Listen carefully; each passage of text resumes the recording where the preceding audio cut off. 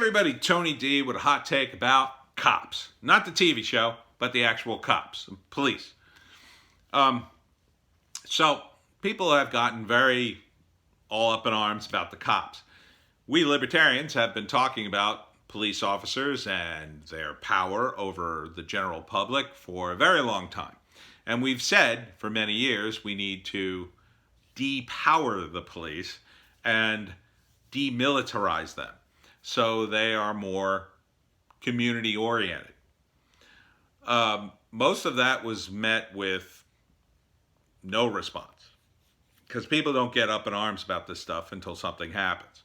In my community, for years and years and years, we had this road near the junior high, and it was very busy road, very busy, and it was a curve, and there were many near misses on the road, and they never installed a stoplight. People wanted it, but it wasn't until one of my classmates was killed.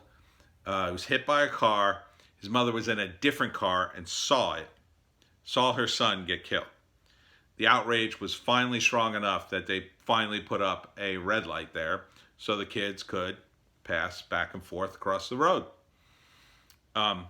That's what this, it feels like. It feels like a big reaction. Now, granted, a man's life has been snuffed out. There should be some kind of reaction, but there is also the concept of the punishment should fit the crime. This happened in Minneapolis. This didn't happen anywhere else. And in fact, if you look at the crime statistics, crime has been going down, down, down. These sort of incidences have been going down, down, down, which indicates that some reforms are starting to work. These things don't take place overnight. And the media, people in Hollywood or Hollywoke, and a lot of protesters would have you believe, oh my God, it's just gotten worse and worse and worse. Every time I turn on the TV. Yeah, every time you turn on the TV. Because on the TV, if it bleeds, it leads. So the media has stoked it up. We had these problems under Obama. We had Ferguson under Obama, but it was handled completely different. It was handled as if, well, this isn't the president's problem. It's a shame, but obviously he's not at fault. Well, then why are all these people complaining about Trump online? They endlessly connect Trump to everything, including this. Trump hasn't done anything. He's allowed these governors to run and these mayors to run their own cities. Look at how Democrats run their own cities. I've said before, he's taking a page out of Sun Tzu. Never interrupt your enemy when they're making a mistake. These people are making a mistake. They have run their communities into the ground and then demand, we need money. Why should you get money? You've run these communities into the ground. You've caused all this. You've made it so bad in some communities that they're actually further left than you. They actually hate you. They just elect you because they know that you're weak and they could run over you all day long. But the rest of the community will not suffer this for much longer. The election's coming up, and boy, you're going to have to answer for this, Democrats, because it's mostly on you. It's not about attacking the symptoms. You have to attack the disease. The symptoms are people die. There's racism. Those are symptoms. The disease is these cops have too much power. Look, there was way more racism in the past, right? And yeah, there were some instances, some horrible instances. But you compare the statistics, there's a bit of a discrepancy there. It wasn't, in the 20s, they were doing some horrible things, but the numbers didn't compare. So you got to look at it from a different light, that maybe those are problems, but they're not exactly the cause. The cause in a lot of this is Too much power in the hands of the cops. And we've weakened constitutional protections. We've weakened the Fourth Amendment. A cop now, they're not supposed to search your car. But if they accidentally do and find something, then it's all good. That makes it very likely that a cop will just search your car. Because why not? He could just say it's an accident. Cops routinely lie on their police reports, routinely, and get away with it. They routinely, work with prosecutors and people in the court system, routinely, and they are given preferential treatment. It's not fair.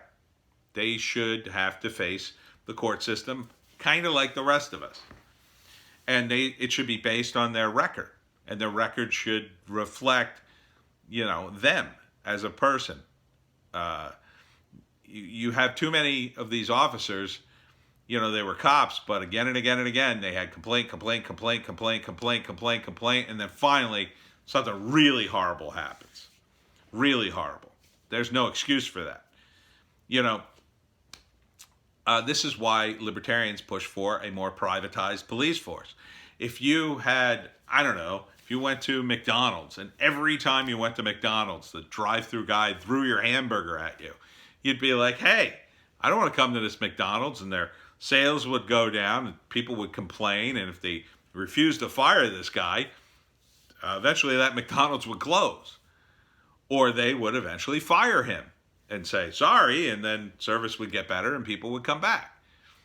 The same thing could be done with police forces. Now, it's a little different, and it wouldn't solve all the problems. There'd still be horrible things would happen. But a privatized police force would be different. Now, when they failed, people would point to it and go, oh my God, the private police force failed. They didn't even show up because, there were armed idiots attacking this house, and they just let that guy die. That might happen. That could happen. But that already happens with the cops too, right? I mean, they just stood down while the protesters ran amok. People were calling in New York 911 saying, oh my God, help me. And they were just saying, well, you're going to have to help yourself. We got our hands full. But a lot of times a private police force, maybe they'll be better in a lot of ways. It would be different, but I think it would be better in a lot of ways. They would work for you. So they would want to make your situation better. And maybe they would think outside the box, Maybe a guy who breaks into your house and breaks a few windows or whatever he does, the cops catch him, they'd bring him back to your house and make him fix your windows. Maybe. Or maybe they just make them pay for it and then call it a day, right? Pay for it and give you $500 for your trouble, whatever. Under our current horrible court system, that doesn't happen. Maybe with private police, it would be better. Now, I know what you're saying. You'd say, well, what about poor people? Poor people can't afford the cops. Well, they could. They'd have to have the protection they could afford. And maybe that wouldn't be great protection, but I'm sure if you collectivize the payment structure in some ways, like an apartment building, right? Apartment building, you wouldn't rent there unless there was protection, right? You'd sign the lease, and on the lease it would say, well, we have a contract with this security firm, and it's figured into your rent. You pay an extra $50 a month because, everybody in the building pays that in order so we can have cops come over here once in a while and make sure we're safe. I mean, it could work. That's a way to reform the police. It's not to throw out the police. I mean, that's like ordering a pizza and getting the wrong toppings and saying, well, that's it. I'm burning down the pizza place. I'm going to burn down the pizza place. They gave me the wrong topping. No, that's too much. The punishment has to fit the crime. So, in this case, we have a system. The system is working. The cop is caught. He's going to be tried. He's probably going to prison for the rest of his life. The other cops, they're done.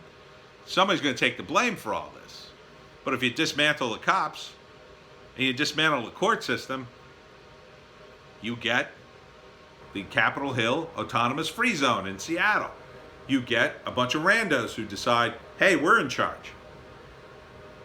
We're in charge because we're here. And there's like 8 of us. What are you going to do? Who are you going to call? And meanwhile, things are already starting to disintegrate there, I think. One of the guys who claims to be kind of in charge put out some homophobic tweets. And I'm like, oh boy, that ain't going to sit well. Of course, Twitter let it happen. You know, they're too busy censoring people with the wrong political opinions. Oh, but everybody in the free zone, well, they must be good people. It's going to get bad in that zone. It's going to devolve into horrific stuff. We need cops or some version of them. So you're going to have to get on board with reforming them. And you're going to have to stop undermining them to a certain extent. Look, you can present reform without tearing them down. You know, I'm seeing people like, yeah, we're going after the cops, man. We're going to defund the police. You're not thinking this through. There are plenty of cops out there who, you know, they're human beings. They just won't help you if they find out you help defund the police. Now, that being said, I'm against government unions. I think workers for the government, well, they should address their grievances with the government. They should elect a different government if they're not getting paid enough.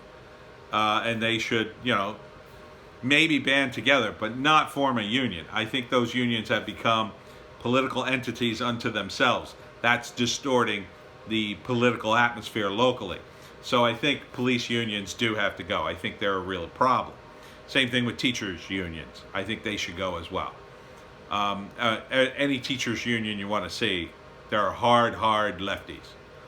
And that's also distorting the educational system in weird ways with your children.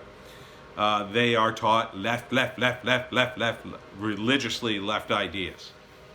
And the moment some conservative idea like slips through the cracks, you hear about it in the newspaper immediately, and it must immediately be expunged. No. So, with cops, settle down. The cops have to structure things based on what the civilian government tells them. So the real problem here, the real way to change things, is through your government. And who's been running the government all this time in these places of unrest? I think you know the answer. So if your cops are run poorly, then it's time to elect different people to run the cops. I suggest libertarians. I do not suggest Democrats, especially now. They're psychotic. I mean, look at the kneeling thing. It's just a psychotic thing to do. I don't know why they thought that would work. It was cringy. It was terrible. It was, quite frankly, offensive, I think. It was kind of offensive to me because I thought, what if, you know, it was an Italian-American? Would they have all put on a thick, hearty Mario mustache and hold a pizza in the air while they knelt? It's not cool. I mean, maybe you could have gotten away with the kneeling, but that scarf just felt like, no, that's not right. So these people who are complaining about it, most of them are Democrats, they're suddenly on board with all these revisions. Keep in mind, these people have been in power for decades, and their wacky solutions have changed according to their political fortunes.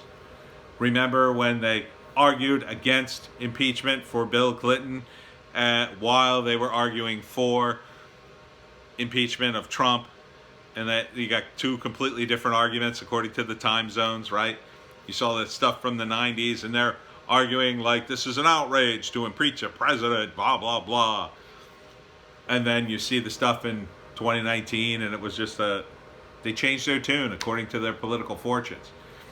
If you really want to focus them on something constructive. Focus them on the Constitution. Tell them, we want the Constitution. We want things that comport with the Constitution. And we should want the elimination of the drug war and the prostitution war. Those two things aren't working. It would greatly relieve the pressure on cops, and you could deal with those issues as a health issue. Those things you could actually deal with as a health issue. But you have to make that a federal thing, because they've already legalized marijuana in Colorado, and yet the feds can still go in there whenever they want and seize things. Technically they can. It's not right. It should be a nationwide thing. That's what we should be pushing for. But nobody listens to a bunch of brick-throwing idiots. So stop doing that. Stop throwing bricks. Stop declaring yourself Pretoria.